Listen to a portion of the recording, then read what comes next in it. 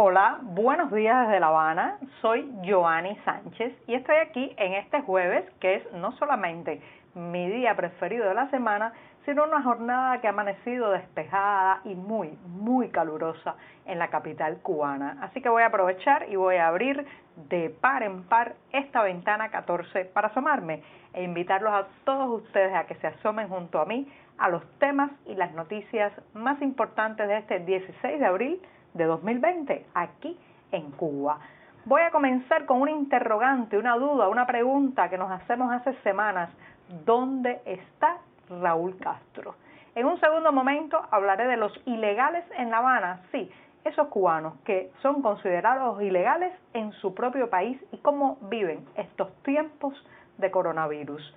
Mientras tanto, la causa por daños contra el artista Luis Manuel Otero Alcántara, del que hemos hablado mucho en este podcast, ha quedado sobreseída provisionalmente y les daré los detalles.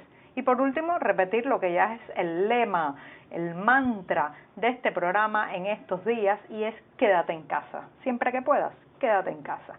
Y bien presentados ya los titulares, voy a pasar a revolver para tomarme el cafecito informativo. Ese que por más de un año, en las mañanas, de lunes a viernes, recién colado y breve, me tomo junto a ustedes. Amargo, muy amargo, como me gusta a mí, pero siempre necesario. Después de este primer y muy corto sorbito del día que hay que ahorrar, les recuerdo también, como es tradición en esta ventana 14, que pueden ampliar muchos de estos temas y la mayoría de estas noticias en las páginas del diario digital 14ymedio.com que hacemos desde dentro de Cuba. Si además quiere apoyarnos, solidarizarse con nuestro trabajo y la cobertura especial que estamos haciendo del COVID-19 en la isla, pues vaya también a nuestra página 14ymedio.com y allí encontrará la manera de ayudarnos. Y dicho esto, me voy con el primer tema que ya les adelantaba, es una pregunta. ¿Dónde está Raúl Castro? La última vez que vimos una imagen de él en los medios oficiales fue a finales de febrero pasado, cuando recibió un alto cargo militar ruso. Desde entonces, aunque la prensa ha comentado de su presunta presencia, por ejemplo, recientemente se hablaba que había estado alrededor del 1 de abril encabezando una reunión del buró político, lo cierto es que en ese momento la noticia no se publicó con imagen alguna que pudiera permitirnos comprobar, constatar, confirmar que había estado en esa reunión. De manera que desde febrero pasado no aparece Raúl Castro en los medios oficiales. Ustedes se preguntarán qué importancia tiene esto. Bueno, pues vital, porque estamos hablando nada más y nada menos que del secretario general del Partido Comunista de Cuba. Y como ustedes saben, la Constitución de la República de Cuba consagra en su artículo 5 al Partido Comunista como la fuerza rectora, la fuerza guía, la fuerza principal, o sea, el suprapoder en este país. ¿Cómo es posible que el representante de la organización que en teoría define las riendas del destino nacional, pues no ha dado la cara en un momento de crisis, cuando la mayoría de los líderes políticos mundiales, incluso figuras que ya no están en sus cargos, están retirados, han pasado a otras funciones, han enviado un mensaje a sus ciudadanos, no solamente para llamarlos a que se queden en casa, a que mantengan la esperanza, sino también un mensaje de apoyo y de solidaridad en estos difíciles o terribles momentos que estamos viviendo todos. Pero sin embargo, Raúl Castro no ha enviado un mensaje ni siquiera grabado o escrito a una ciudadanía que se pregunta qué está pasando. Ha decidido retirarse de la escena pública y darle el protagonismo a los nuevos lobos de la manada o de la camada política, o simplemente no puede presentarse en público porque su salud está resquebrajada.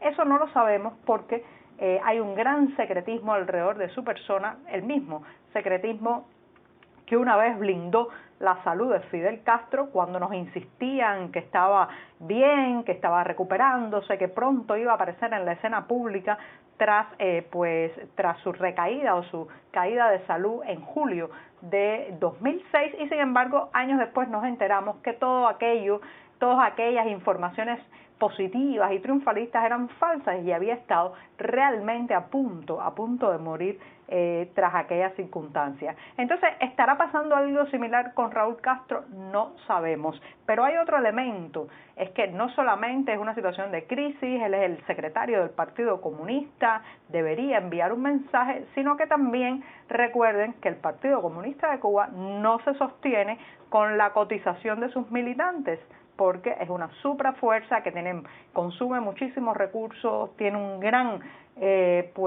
gran presencia de personal, cuadros, funcionarios, aparatichis, en fin, por todo el país. Entonces, ese es un partido que se sufraga de nuestro bolsillo, el bolsillo de los ciudadanos cubanos. Por tanto, tenemos todo el derecho a preguntar cómo es posible que mantengamos un partido a un secretario general que no aparece en los tiempos de crisis. Y bueno, les dejo eso, a ver cómo podemos responder esta pregunta en los próximos días. Y con esto me voy al segundo tema, pero antes voy a darme otro sorbito o buchito de café.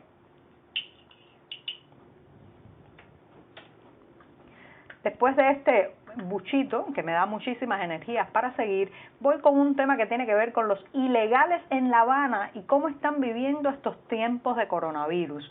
Para los que no están muy metidos en el tema, les cuento que lamentablemente en este país sigue existiendo una legislación que segrega a las personas de otras provincias que deciden radicarse en La Habana. Hay un decreto ley, el 217 de 1997, que establece regulaciones migratorias internas para la ciudad de La Habana. Son regulaciones muy estrictas que prohíben o controlan, limitan que los cubanos provenientes de otros territorios del país puedan residir, domiciliarse o convivir con carácter permanente en esta capital de todos los cubanos, como dice la propaganda oficial, sin tener una autorización previa. En realidad, muchos de ellos nunca consiguen esa autorización porque necesitan muchos requisitos para obtenerla, y como tienen un carnet de identidad sin una dirección que diga que residen legalmente en La Habana, eso hace que se dificulte toda su vida. No pueden, por ejemplo, la mayoría de ellos no puede acceder a los productos del mercado racionado, no puede tener un trabajo legal, tener una vivienda, ya sea propia o arrendada, les cuesta muchas más dificultades que a alguien que vive legalmente en La Habana. Entonces, en estos tiempos de coronavirus, esta situación de ilegalidad se vuelve aún más frágil, son más vulnerables, porque la mayoría de estas personas, señoras y señores, trabajan de manera informal. Por ejemplo, cerca de mi casa hay un barrio totalmente improvisado, en Cuba le decimos llega y pon. Bueno, pues este llega y pon, que está muy próximo a las líneas de ferrocarril, está constituido fundamentalmente con familias ilegales, sí, ilegales en su propio país. Y entonces viven del trabajo informal, que ahora mismo se ha reducido a la mínima expresión, porque se han perdido el empleo y la capacidad de trabajar las personas que lo hacían por la vía formal y legal. Imagínense qué ha quedado para aquellos que ni siquiera podían tener un empleo a cara descubierta y de manera clara, legalmente en orden. También muchos de ellos se dedicaban al trabajo en lo que podemos llamar el mercado negro, que ahora mismo está viviendo días difíciles. Y por otro lado, muchos productos liberados que se compraban en las tiendas, en las llamadas shoppings, están pasando al mercado racionado, pero estas personas no tienen en sus manos una libreta de racionamiento para poderse acercar a la bodega de la esquina y comprar estos productos. Antes muchos de ellos dependían de la llamada caja. La caja es pues un compendio, una compilación de alimentos, arroz, azúcar que hacían sus familias en su provincia de origen con la cuota del racionamiento, y una vez al mes la enviaban por el ferrocarril a La Habana, pero el transporte interprovincial está cancelado, está cortado ahora mismo. Entonces, ojo, mucho cuidado, hay personas en esta ciudad que no existen para la legalidad, y eso les está trayendo una serie de problemas para alimentarse, para moverse, para acceder a recursos básicos. Así que, ojo, cuidado, podemos tener a la vuelta de la esquina cualquiera de nosotros alguien que, dada esta estricta y draconiana legalidad, está ilegal en su propio país. En tiempos de coronavirus, eso puede ser una situación de extrema vulnerabilidad.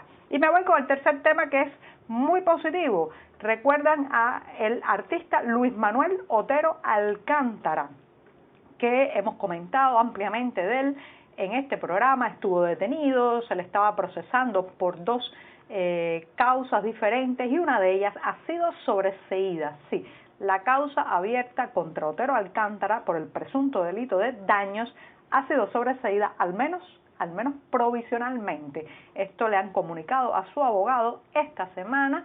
El artista lo ha difundido en las redes sociales y ahora solo queda abierta la causa por ultraje a la bandera, que era el segundo proceso judicial que tenía abierto. Así que les reitero, la causa por daños ha sido sobreseída, al menos provisionalmente. Y con esto me despido recordándoles que se queden en casa. Somos parte importante para intentar frenar la expansión del coronavirus. Somos muy responsables ahora mismo de que esta enfermedad pues se expanda mucho más por el país, así que quédate en casa, siempre que puedas, quédate en casa. Muchas gracias, hasta mañana.